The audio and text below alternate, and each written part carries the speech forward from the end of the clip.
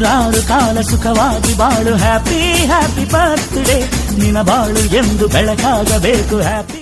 Mahalakshmi layout ವಿಧಾನಸಭಾ ಕ್ಷೇತ್ರದ BJP ಮುಖಂಡರು, ಡಾಕ್ಟರ್ ಮೋದಿ ಆಸ್ಪತ್ರೆ ರಸ್ತೆಯಲ್ಲಿರುವ ಪ್ರೆಸ್ಟೀನ್ ಆಸ್ಪತ್ರೆ ಮಾಲೀಕರು, ಮಾದರಿ ಸಮಾಜ ಸೇವಕರಾದ ಡಾಕ್ಟರ್ ಪ್ರಸನ್ನರವರ ಜನ್ಮದಿನ ಆಚರಣೆ ನಡೆಯಿತು.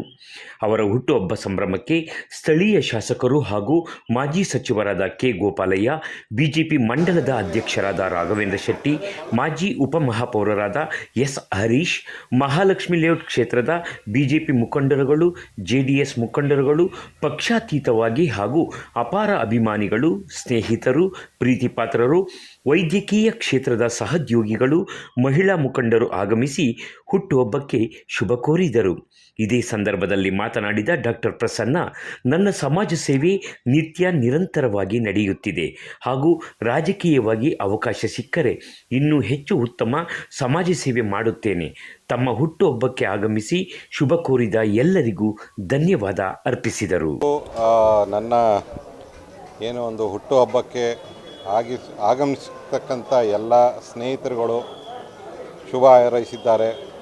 ನಮ್ಮ ಮಹಾಲಕ್ಷ್ಮಿ ಲೇಔಟ್ನ ನಮ್ಮ ನೆಚ್ಚಿನ ಶಾಸಕರಾದ ಮತ್ತು ಮಾಜಿ ಮಂತ್ರಿಗಳು ಶ್ರೀ ಗೋಪಾಲಯ್ಯನವರು ಮತ್ತು ನಮ್ಮ ಎಲ್ಲ BJP ಮುಖಂಡರುಗಳು, JDSನಿಂದ ಮುಖಂಡರುಗಳು, ಪ್ರತಿಯೊಬ್ಬ ಸ್ನೇಹಿತರು ಕೂಡ ಇಂದು ಈ ದಿನವನ್ನು ಒಂದು ಒಳ್ಳೆಯ ದಿನವನ್ನಾಗಿ ನನಗೆ ತುಂಬ ಸಂತೋಷ ತಂದಿದೆ. ಮುಂದಿನ ದಿನಗಳಲ್ಲಿ ಎಲ್ಲರೂ ಜೊತೆಗೂಡಿ ಜನಪರ ಕಾರ್ಯಕ್ರಮಗಳನ್ನು ಮಾಡಬೇಕು ಮತ್ತು ಹೆಚ್ಚಿನ ಮಟ್ಟಿಗೆ ಬಡಬಗ್ಗರಿಗೆ ಮತ್ತು ಈ ಲೇಬರ್ ಕ್ಲಾಸ್ಗೆ ಏನು ನಾವು ಸಹಾಯ ಮಾಡಬೇಕು ಅಂದ್ಕೊಂಡಿದ್ದೀವಿ ಆ ಕೆಲಸವನ್ನು ಮಾಡಲಿಕ್ಕೆ ಒಂದು ಉತ್ಸಾಹನ ತುಂಬಿದ್ದಾರೆ. ಎಲ್ರಿಗೂ ಕೂಡ ನಾನು ಆಭಾರಿಯಾಗಿದ್ದೇನೆ ಮತ್ತು ಹೃದಯಪೂರ್ವಕವಾಗಿ ವಂದನೆಗಳು.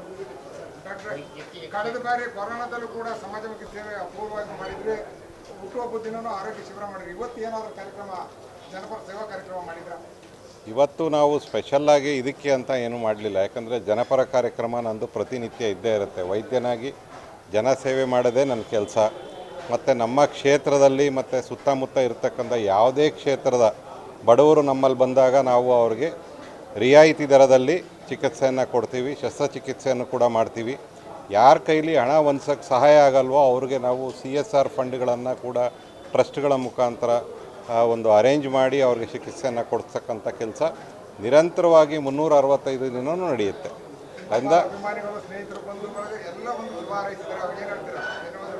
ಎಲ್ಲ ನನ್ನ ಸ್ನೇಹಿತರುಗಳಿಗೆ ಮತ್ತು ನನ್ನ ಬಂಧು ಮಿತ್ರರಿಗೆ ನನ್ನ ಡಾಕ್ಟರ್ ಪ್ರಸನ್ನ ಮಾಡತಕ್ಕಂಥ ಹೃತ್ಪೂರ್ವಕ ವಂದನೆಗಳು.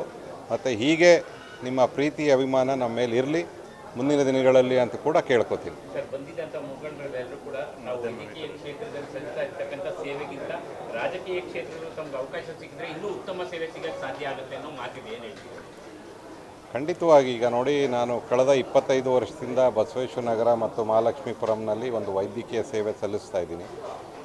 ಎಲ್ಲೋ ಒಂದು ಕಡೆ ನಾವು ಇನ್ನೂ ಹೆಚ್ಚಿನ ಜನರನ್ನ ಮುಟ್ಟಬೇಕು, ಇನ್ನೂ ಹೆಚ್ಚಿನ ಮಟ್ಟದಲ್ಲಿ ಸಹಾಯ ಮಾಡಬೇಕು ಜನರಿಗೆ ಅಂತಂದರೆ ಒಂದು ಯಾವುದಾದ್ರೂ ಒಂದು ಪದವಿ ಸಿಕ್ಕಾಗ ನಾವೇನಾಗುತ್ತೆ ಇನ್ನೂ ಹೆಚ್ಚಿನ ಜನರಿಗೆ ಸಹಾಯ ಮಾಡ್ಬೋದು.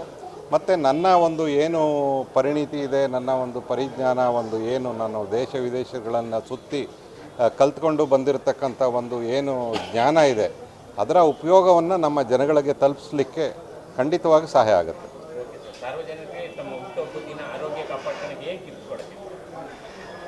ಎಲ್ಲ ನನ್ನ ಸಾರ್ವಜನಿಕ ಮಿತ್ರರಲ್ಲಿ ಒಂದು ಏನು ಮನವಿ ಅಂದರೆ, ಎಲ್ಲರೂ ಕೂಡ ಮಿತವಾಗಿ ಆಹಾರವನ್ನು ಸೇವಿಸಿ ಮತ್ತು ಪ್ರತಿನಿತ್ಯ ಕೆಲವು ಗಂಟೆ ಕೆಲವು ನಿಮಿಷಗಳಾದರೂ ವ್ಯಾಯಾಮ ಮಾಡಿ ಮತ್ತು ವಾಕಿಂಗ್ ಮಾಡಿ ಮತ್ತು ಒಳ್ಳೆಯ ನಿದ್ರೆಯನ್ನು ಮಾಡಿ. ಇವಿಷ್ಟನ್ನು ಮಾಡಿದ್ರೆ ಯಾವುದೇ ರೀತಿಯ ಕಾಯಿಲೆಗಳು ಬರೋದಿಲ್ಲ. ಮತ್ತು ಯಾವುದೇ ಒಂದು ಸಮಸ್ಯೆ ಕಂಡು ಬಂದಾಗ ಅದನ್ನು ನೆಗ್ಲೆಕ್ಟ್ ಮಾಡಬೇಡಿ. ನಿಮ್ಮ ಏನು ಕೌಟುಂಬಿಕ ವೈದ್ಯರು ಇರ್ತಾರೆ, ಅಟ್ಲೀಸ್ಟ್ ಅವರಿಂದ ಸಲಹೆಗಳನ್ನ ತಗೊಂಡು ಯಾವುದೇ ಒಂದು ಪ್ರಾಬ್ಲಮ್ಮು ನಾವು ಮೊದಲೇ ಚಿಗುರಿನಲ್ಲೇ ಅದನ್ನು ಪತ್ತೆ ಹಚ್ಚಿಬಿಟ್ರೆ ಅದನ್ನು ವಾಸಿ ಮಾಡಲಿಕ್ಕೆ ಸಹಾಯ ಆಗುತ್ತೆ. ಡಾಕ್ಟರ್ ಪ್ರಸನ್ನ ಅವರ ಜನ್ಮದಿನಕ್ಕೆ ಇವತ್ತು ಬಂದಿದ್ದೀವಿ. ಅವರಿಗೆ ಭಗವಂತ ಆರೋಗ್ಯ ಕೊಡಲಿ, ಐಶ್ವರ್ಯ ಕೊಡಲಿ, ಉನ್ನತ ಸ್ಥಾನವನ್ನು ಕೊಡಲಿ. ಸಾಕಷ್ಟು ಸಮಾಜಮುಖಿ ಕೆಲಸಗಳನ್ನ ಮಾಡ್ಕೊಂಬಂದಿದ್ದಾರೆ. ಮುಂದೇನು ಮಾಡಲಿ ಅಂತ ಶಕ್ತಿ ಕೊಡಲಿ. ಒಂದು ಒಳ್ಳೆ ಆಸ್ಪತ್ರೆ ನಡೆಸ್ತಾ ಇದ್ದಾರೆ. ಒಂದು ಒಳ್ಳೆ ಆರ್ಥೋಪೆಡಿಕ್ ಸರ್ಜನ್ನು, ಹೆಸರುವಾಸಿಯಾದಂಥ ಡಾಕ್ಟರು. ಮುಂದಿನ ರಾಜಕೀಯ ಜೀವನ ಒಳ್ಳೆಯದಾಗಲಿ ಅಂತ ಕೇಳ್ಕೊಳ್ತೀನಿ. ಇಷ್ಟು ವರ್ಷ ಸೇವೆ ಮಾಡಬಹುದು. ಈಗ ಈ ಕ್ಷೇತ್ರದಲ್ಲಿ ನೀವು ಕೂಡ ಜಿಲ್ಲಾಧ್ಯಕ್ಷರಾಗಿದ್ದೀರಿ. ಗುರುತಿಸಿ ಸ್ಥಾನಗಳನ್ನು ಮುಂದಿನ ದಿನಗಳಲ್ಲಿ ತಮ್ಮ ಅಧ್ಯಕ್ಷತೆ ಅದು ಪಕ್ಷ ತೀರ್ಮಾನ ಮಾಡುತ್ತೆ. ನಾನು ಒಬ್ಬ ತೀರ್ಮಾನ ಮಾಡೋಕ್ಕಾಗಲ್ಲ. ಪಕ್ಷ ತೀರ್ಮಾನ ಮಾಡುತ್ತೆ. ಪಕ್ಷ ಏನು ತೀರ್ಮಾನ ಮಾಡುತ್ತೋ ಅದಕ್ಕೆ ನಾವೆಲ್ಲ ಬದ್ಧರಾಗಿರ್ತೀವಿ. ನಿಮ್ಮ ಆಶಯ ಏನು ಹೇಳಿ? ನನ್ನ ಆಶೆ ಏನೂ ಇಲ್ಲ. ನಮ್ಮ ಆಶೆ ಏನು ಒಳ್ಳೇದಾಗಲಿ ಅಂತ ಕೇಳ್ಕೊತಾ ಇದ್ದೀನಿ. ದೇವ್ರು ಕೇಳ್ಕೊಂಡಿದ್ದೀನಿ ಒಳ್ಳೇದಾಗಲಿ ಅಂತ.